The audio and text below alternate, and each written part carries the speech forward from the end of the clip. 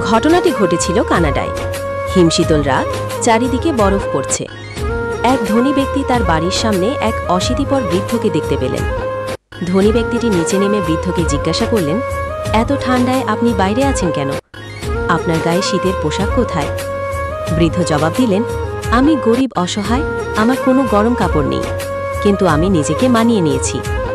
ধনী ব্যক্তিটি অবাক হয়ে বললেন, আপনি একটু অপেক্ষা করুন, আমি আপনার জন্য গরম কাপড় নিয়ে আসছি। এরপর তিনি তার বাড়িতে ঢুকে এতটাই ব্যস্ত হয়ে পড়লেন, বৃদ্ধের কথা বেমালুম ভুলে গেলেন। সকালে ঘুম থেকে উঠে রাতের ঘটনা মনে পড়তেই দ্রুত ঘর থেকে বেরিয়ে এলেন তিনি। কিন্তু ততক্ষণে বৃদ্ধ আর বেঁচে নেই। ঠান্ডায় জমে গিয়ে রাতেই সলিল সমাধি ঘটেছে তার। ধনী ব্যক্তিটি দেখলেন বৃদ্ধের পাশে একটি চিরকুট পড়ে আছে, যাতে লেখা, যখন আমার কোনো উষ্ণ কাপড় ছিল না তখন আমি মানিয়ে নিয়েছিলাম, কিন্তু আপনি যখন আমাকে সাহায্য করার প্রতিশ্রুতি দিলেন তখন সেই আশায় অপেক্ষা করতে করতে আমি ঠান্ডার সাথে লড়াই করার ক্ষমতা হারিয়ে ফেললাম।